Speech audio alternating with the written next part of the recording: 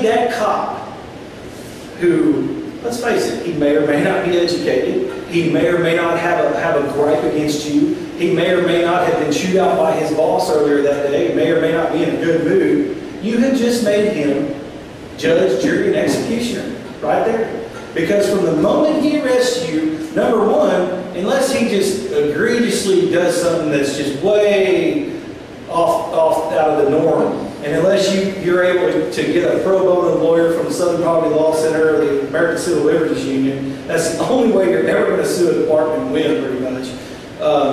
He's got a good faith clause. He says, hey, I was acting in good faith. So I don't understand why the state, knowing that, ever says that an arrest means anything. Matter of fact, I think that if you had been arrested for something and you were not convicted, that arrest ought to be gone. And I don't mean gone where the Texas Rangers can retrieve it like they do. I think one of the things where we sell people down the river in the state of Texas is we've got a thing called expungement. We tell some of these guys in their 50s when they want to run for public office, hey man, that arrest you had back when you were 22, $10,000 will get that expunged. There's no such thing. There's no such thing as an expungement. It has never gone to the point where it cannot be retrieved. And I just think that arrest, I think it goes too far. I believe in the system of justice by which you are innocent until proven guilty, not innocent until suspected guilty. All right, touchy subject, especially here in Victoria. Are you ready to address something really touchy? I love all those touchy things. Great, great. Illegal immigration. What do you feel is the responsibility of the county to enforce the laws of immigration when there's an utter failure from the federal government to do so? Well, here's what I believe. I believe that if there's a law on the books, and it's a law that was passed correctly through the United States Congress or the state legislature or any other governing body that has the right to pass legislation, and you are a law enforcement official or law enforcement officer, you have no other option than to enforce the law. The idea that we've got some counties or cities that would say, well, that's a federal issue. I wonder where they were on the Clinton gun ban. Did they say, oh, that's a federal issue? Probably not. They probably went out there and, if you're going to say that, then I guess that means if I want to go make fully automatic M16s in my shop, that my local sheriff shouldn't do anything about it. See, I see no difference there.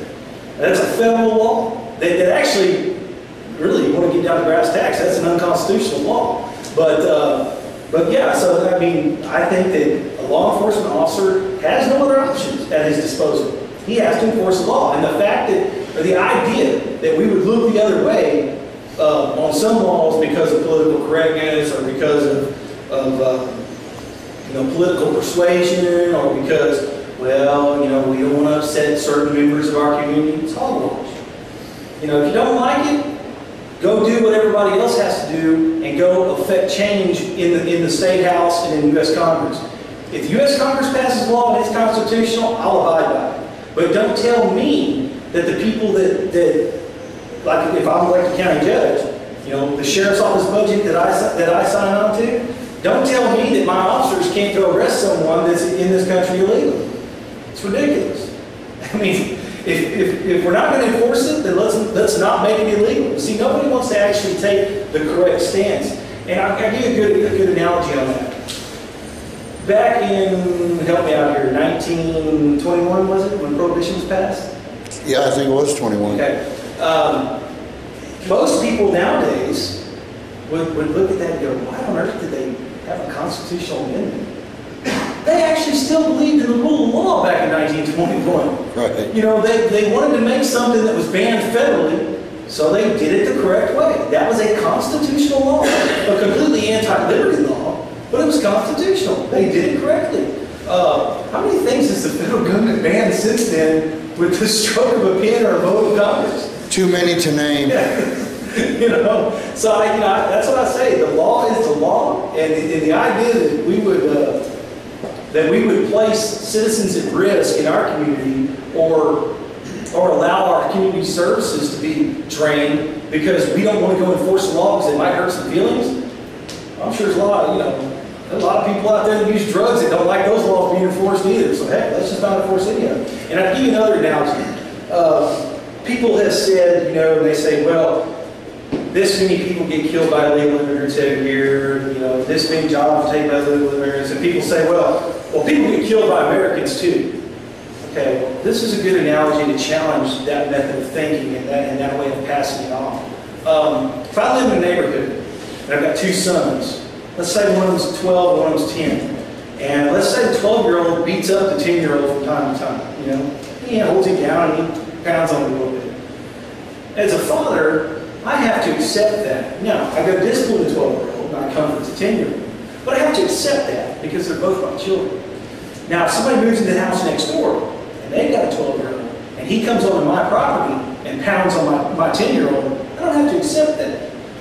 That's the same way I see illegal immigration. This idea that, well, Americans kill Americans and Americans rape Americans.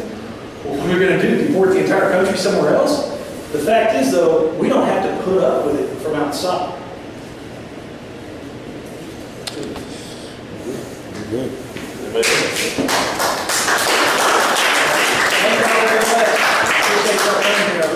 Well, we appreciate your time, taking the time to talk to a few old, worn-out bikers. And I'm sorry I'm not dressed better, but y'all know what I was doing. Yeah, just makes you a regular man. I really am. I tell everybody, my campaign guy over there gets on me a little bit about, this is how I dress. When you see me in the grocery store, this is what I look like. I would rather see a man in t-shirt and shorts telling me the truth than somebody in a Brooks Brothers suit telling me a lie. Yeah, that's right. That's right. But one of the things that I've been critical about, not just in my opponent come in with, a lot of not just local but state and everywhere else, is don't whitewash something for me. When you try to pass something off, or you try to massage something, or you give me a little bit of fact and the rest innuendo, when you do that, you're insulting my intelligence, number one. And number two, you're insulting me as a person because you're not telling me the truth.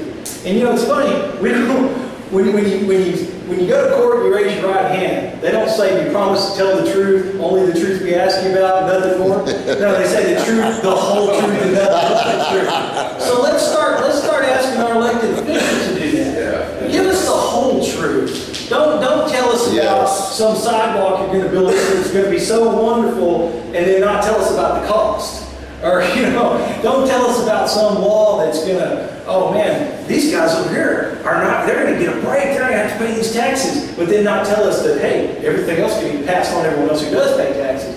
Let's just tell the truth to one another. I think people out there, particularly in today's climate politically, I think people are longing for the truth. People get, there's a reason why the internet took off like it did. People are begging for the truth. Exactly. People's consumption for information knows no bounds. I mean, that's why people are looking stuff up. They're getting more involved. They're looking at old things they never looked at. Who in the world? I graduated high school in 1995. Okay, pretty young. Wow.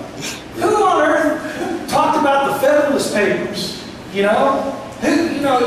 I have to laugh. We had a state board of education guy that came here campaigning a couple years ago, right here at Collegiate, and I told him, I said, I think one of the things that we really need to change in our schools is if you ask any kid in high school today to name the top 5 presidents, I could probably give you 8 names. If you were to ask 100 kids, those 8 names would encompass the entirety of the list they would give you. Yep. And it would be.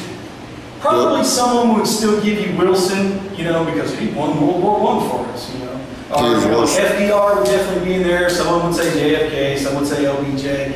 And it's Lincoln, of course. Washington's probably the only one who deserves to be in that group. But our kids know nothing about Jefferson and Madison and, even Hamilton. Hamilton's wrong on a lot of things, but Hamilton did have some good qualities. Jackson, we don't know. Calvin Coolidge, one of the best presidents we've ever had. Yeah.